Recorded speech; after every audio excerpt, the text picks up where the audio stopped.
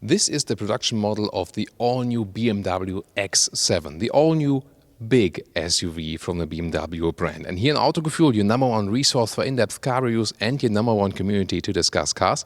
Today with Thomas, we're going to take you on a tour on the exterior, interior and what we can expect from driving this very vehicle. In Full HD, full screen and full length. Let's go!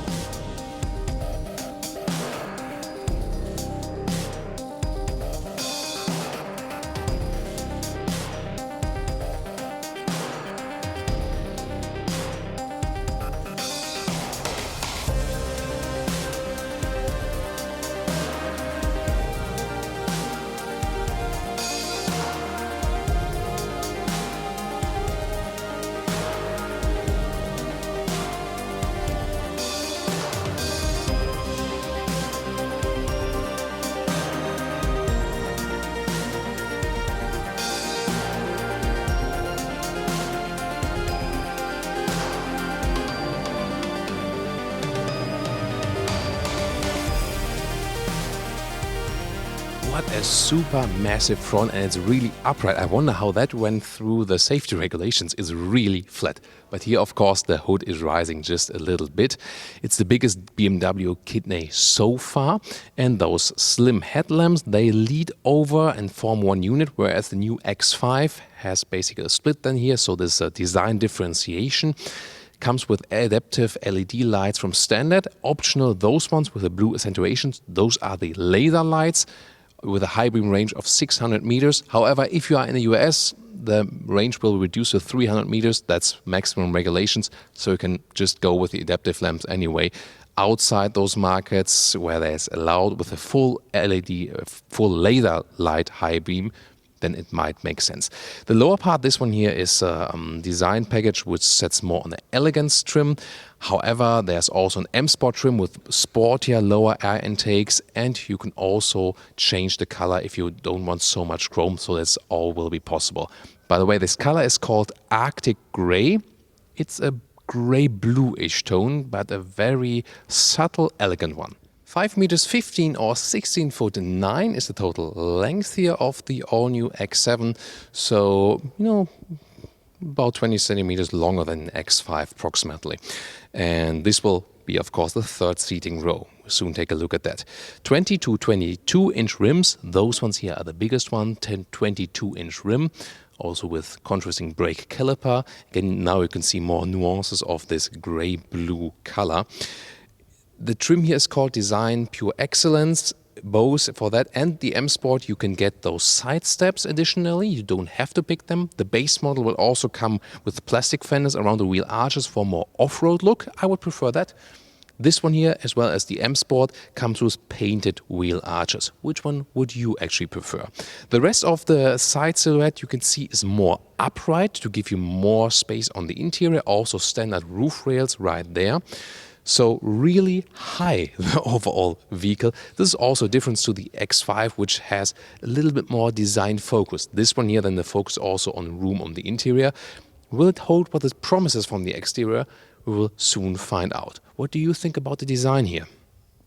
By the way, you've maybe noticed that the car sits very low at the moment. The standard air suspension goes up 4 centimeters or down 4 centimeters from a base level. So the overall difference is then 8 centimeters. There's also an off-road package available with an underfloor cover and some more off-road driving modes, hill descent control, for example.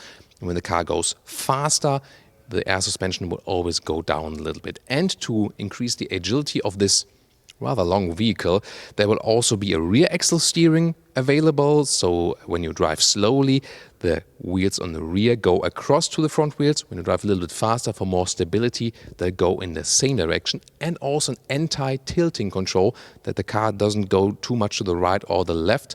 So electric motors working against that then. And this then should even out this weight and additional length of the vehicle while driving. We will find out in the driving review for you for sure.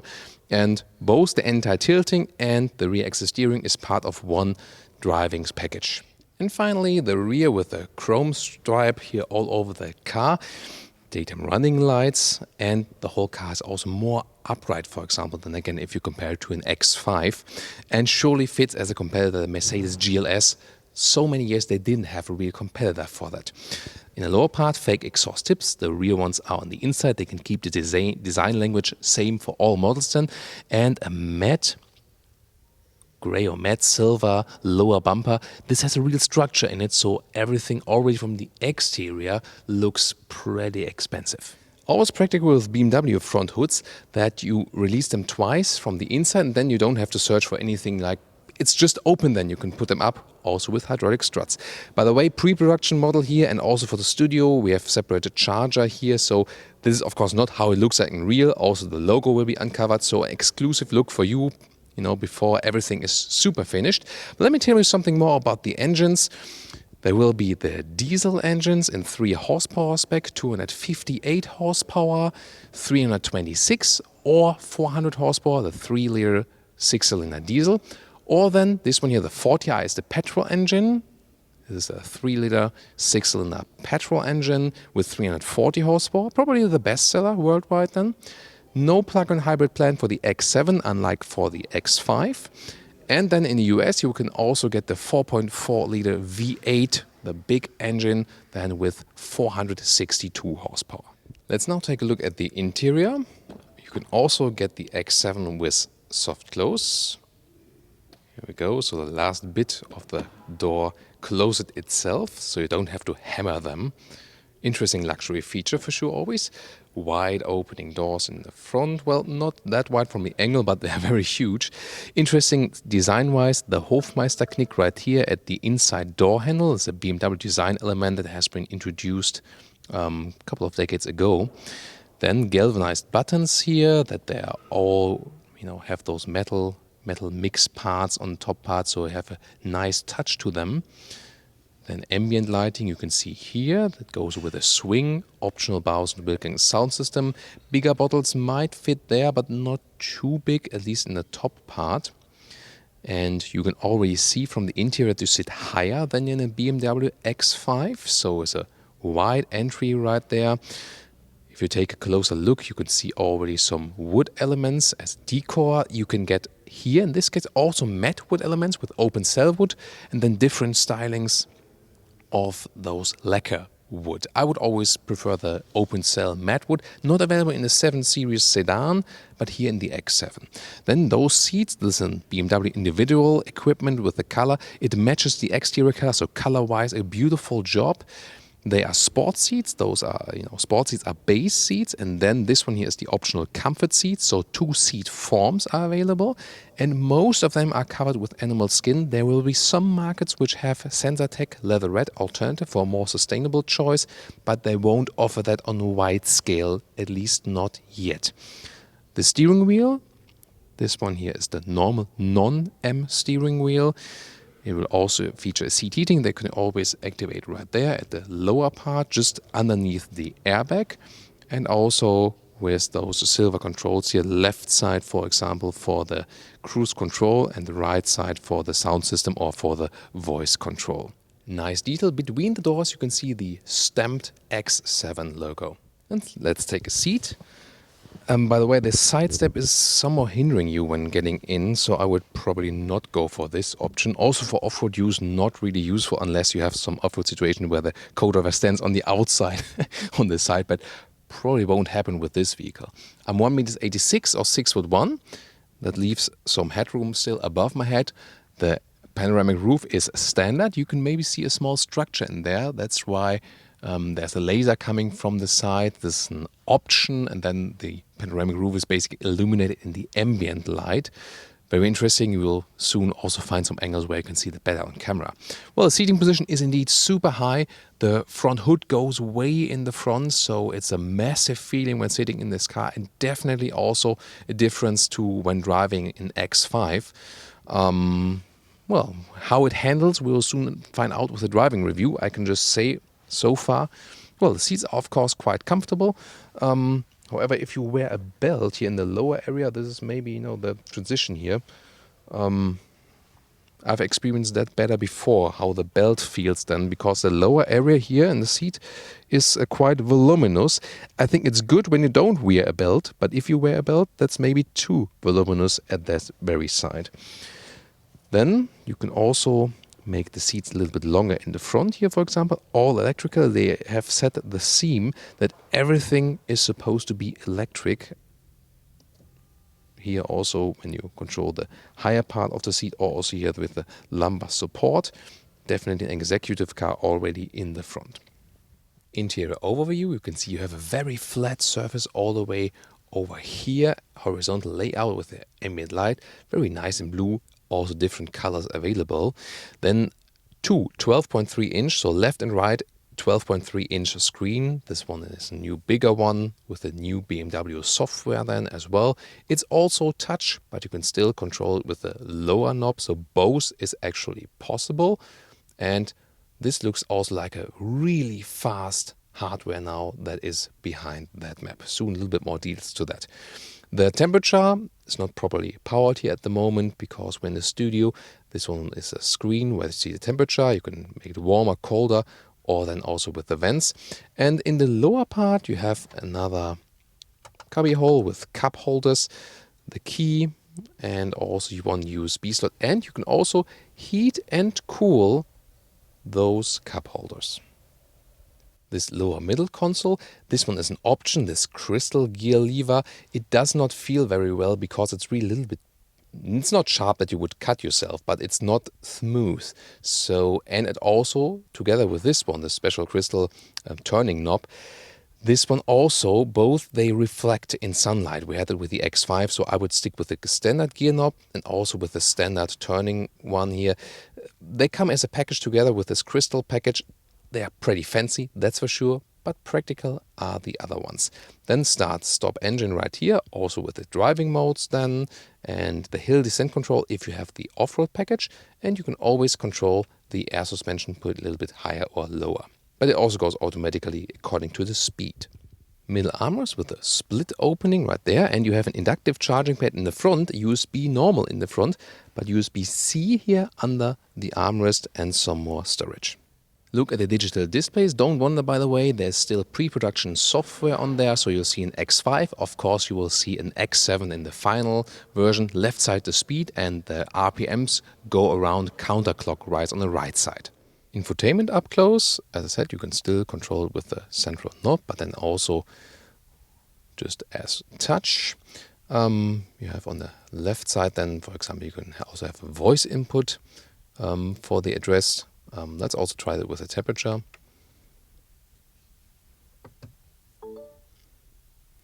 Set temperature to 22 degrees. I set the temperature in the driver's area on 22 degrees Celsius. Cool, so that works pretty easily. Nice. Telephone can be connected via Bluetooth or with Apple CarPlay wireless. Standard with the old BMWs now, and not Android Auto, because they say Android Auto does not really handle their data well. Apple obviously does, BMW says. And let's open that roof. You see a black cover, all covered with suede, by the way, microfiber, really cool, nice build quality. And you can see some more of this Sky Lounge option. This illumination laser comes from the side and illuminates those structures inside the glass. Very interesting, really cool. Sometimes you can see it better with your own eyes than on camera. And the front part you can also open off this standard glass roof like this, and then a little bit step further. So it goes all the way over the vehicle, but just the opening, the real opening is not that tall, but the glass roof will be very interesting, especially for the rear passengers, that they can look to the sky. And now, what is this car all about? Yes, the rear seats and of course second and third seating row. First of all, here I want to show you we have an electric shade because they want to have X7, so according to the 7 Series, everything of that also has to work electrically. Then, if you take a look at the rear seating right there, this is a split setup, so 2, 2, 2, 6 seats overall. This is an option. Normally you would start with the bench that goes all the way through. It's also electric movement available then front to the rear with the normal rear bench. This one here, if you want a more executive seating with some more room, of course the single seat does have more room then. So a very interesting option for sure, but you cannot fold them flat. You have to be aware of that. We'll soon talk about that once more when we visit the trunk area. But this one here really looks fancy for an executive setup in the rear. Might even be an option not to go for a 7 Series, but here for an X7 as a chauffeur vehicle, because the advantage here is you sit more upright than in a classic sedan.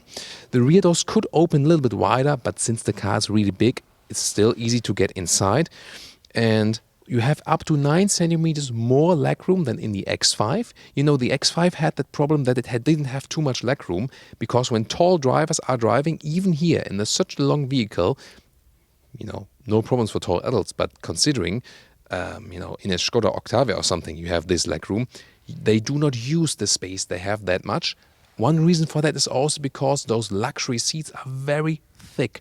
And then you also don't have so much legroom, but here the car is long enough, you still have enough. So you can move the seat here to the front or to the rear. Again, if you have the moving through bench, it would also work to go in the front and the back. And again, all electric, so they don't want any manual functions right here. Also with leaning backwards, for example, or forward.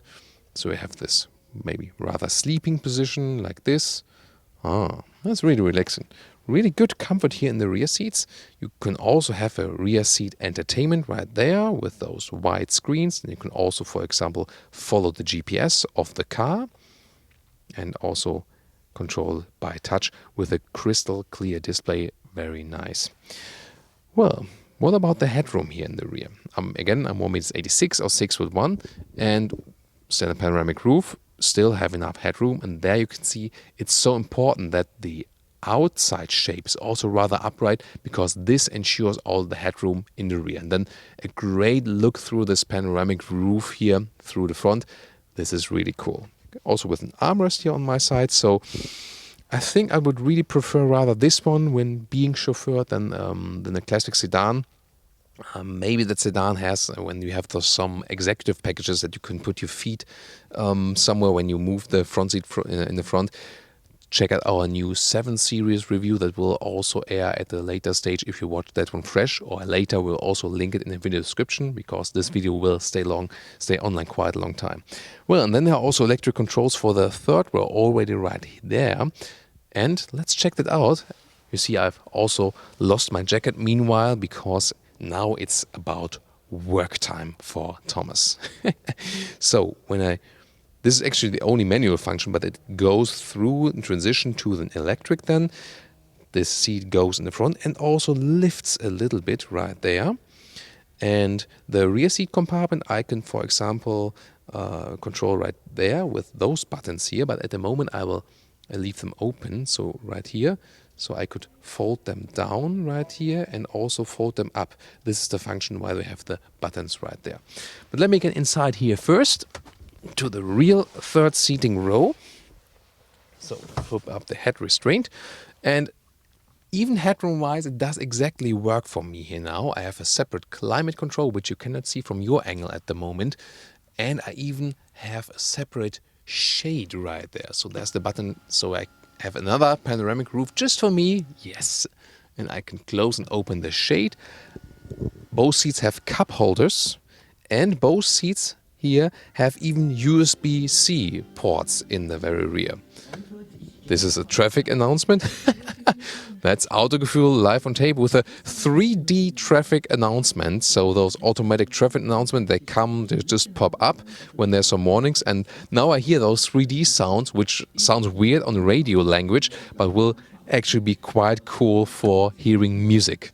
You also have a climate control for the second seating row. If it would be all turned on, you can change the temperature, CD changer, and 12-volt power supply, as well as 2 more USB-C plugs possible, and adaptive cup holders also. This is a quite clever solution that the kids also don't spill stuff. And now the question is, this seat here I've put in the most backward position, and I can slide over to this side, and I can still sit here as a tall adult. That's possible. It gets close with the legs for sure, but it's possible to travel when here in this case with 6 tall adults, probably even with 7 tall adults if we see the other version at some stage. And I have my own rear window.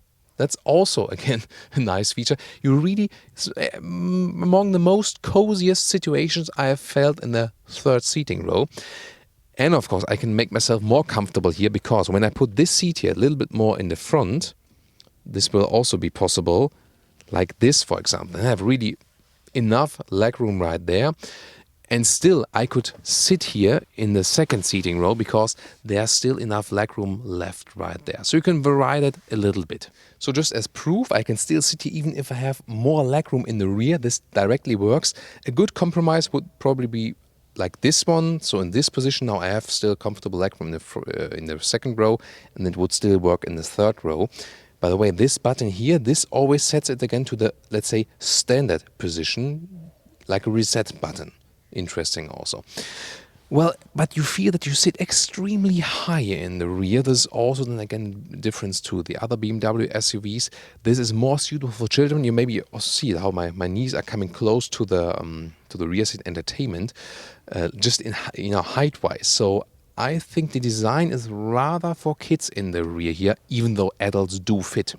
And the last thing I want to show you now from this perspective, just because the mechanism is really interesting again. So when I do this one here once more, I can just to show you it again, and I'll get once more in the rear, and then I'll put the seat backwards. So here we go. Again, this time that way. So, and now I'll put the seat back, and it goes back to the rear and down again. And so how that will fit with my feet. Let's see. This is okay actually, and now it goes backwards, and as soon as my feet are squished, you see the seat goes a little bit more in the front, and now I can properly sit here, but still someone could sit in front of me, although you have to, adjust it then a little bit, maybe then say, oh, can I maybe like have a little bit more angle or something, and then you can fit also all those people in here.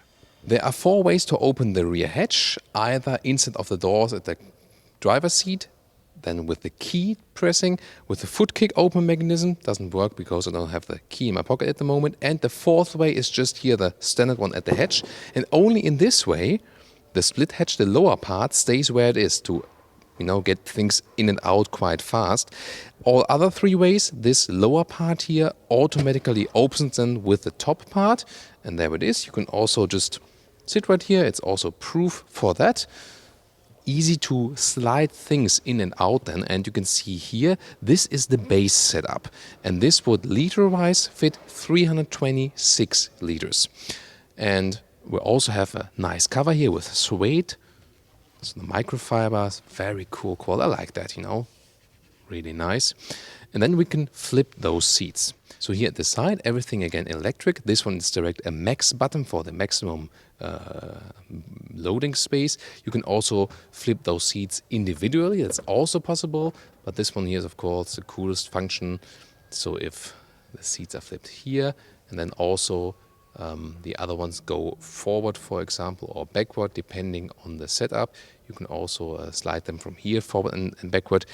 In this setup here, it would be 750 liters up to the second row, and the maximum setup is 2,120 liters. However, this is only possible then if you have the normal bench here to get them upright again once more. Here, for example, also for the head restraints. So this is really the thing with this very setup here, because in this setup, you're basically left with the third seating row to fold flat and have the trunk, and then you can just slide the front seats a little bit forward, and that's it then basically. You can control them from here, forward or backwards, like this. But if you then have the normal bench, you could also fold that one flat and then get the maximum volume, also, for example, for putting a bicycle in here. So I would rather go with a standard bench for that exact reason. What would you? And here to show you again how the hatch closes. When I put this button, you can see that both close at the very same time. Ta-da! And now to our conclusion for today with the all-new BMW X7. For sure, it's a very strong exterior, probably the strongest one in this very segment, although all those cars are pretty big, especially due to this huge BMW front kidney. Well, in the rear you have definitely more space than, for example, also with the BMW X5. Not only lengthwise, you can already see that from the exterior. So also that one problem we had in the X5, that the rear legroom was really short, is solved then here. And of course you have, even for adults, the 6th and 7th seat, or if you have this setup here today, the 6th seat. So you can drive with more adults overall. You know, also for the X5, you can now get a 7-seater option, but here that's where it really makes sense, because you can also not only drive with kids then on the third bench. Still, the seats are very voluminous, so you don't have abundance of space if you compare it to other cars which are, let's say, more clever, but then again also maybe less luxurious. The interior build quality is also on a very high level, and I think they've also done a beautiful job at designing it. However, in the higher trim levels, they also lack again animal skin alternatives. At least they will offer some Sensatec in some markets. Then driving-wise, it's very, very interesting, because BMW promises that it won't be so much different to an X5 as for the sportiness, as you will have the rear axle steering. That might work against the size of the vehicle, that you can still drive it in an agile way. Is that true? We'll find out for you when the driving review comes, and we'll deliver it here to you on Autogefuehl. Let's discuss this vehicle in the comments.